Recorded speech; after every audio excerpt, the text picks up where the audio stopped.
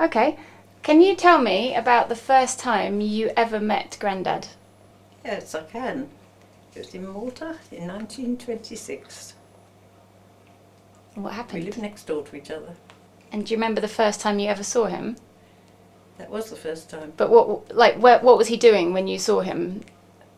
Just coming home from somewhere, he'd been out, and I was pushing my sister on. We had quarters that had been over stables, but they were gouges when I was out there. And he was coming home up the stairs, and just said hello, and I said hello. And then I was really friendly with his sister, who's 9 months younger than me. We got on very well, joined brownies together.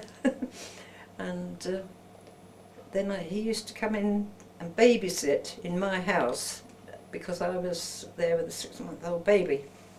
If my parents went across to the mess where they had a dance or anything like that, it was just downstairs across the road, so it was quite close. And one of the dads, either his dad or my dad, would come home every half hour, and we knew where they were. And we used to play cards and eat peanuts. So, what was the next chapter of you meeting Grandad? So you met him when you were a kid. What happened next? Well, we came home to England on the same boat, and I can't remember the name of it now. I've got it written down somewhere. And because he was 11 and I was 8, he went to the grown-ups sitting for dinner at night, and we had to go to the children's, and he used to come home and gloat and say what lovely ice cream they had and all this, whereas we had more infants' food. And so I told the stewardess about it.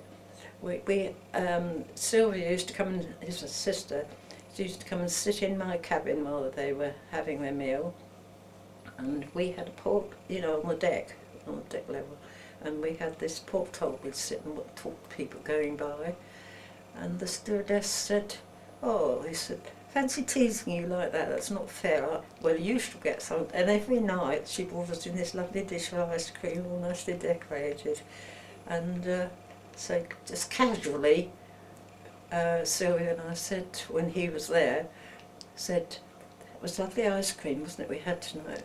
And he said, "How did you get ice cream?" How did you get? He couldn't understand how we were getting the same as he got. And he did tease us about that. And how did you end up going out with him? Well, Nanna Gower, I think the mums had a bit of matchmaking tendency, and he was home on leave at Mitcham in Surrey when he was stationed at Aldershot, and she said, "On your way back, will you call in and see Mr. and Mrs. Gillman?" That's my parents, and just, have a chat to them and see how they are. And he said, "But it's not exactly on my way back, it's like going in a triangular shape." He said, "I had to go down to them and then come up the other side." And but anyway, he did it, and I was 15 actually, and I came in from work, and I just called out as soon as I opened the front door, "I'm home!" And he said, and in came this lovely vision, he told me afterwards. I said, "What do you mean, a lovely vision?"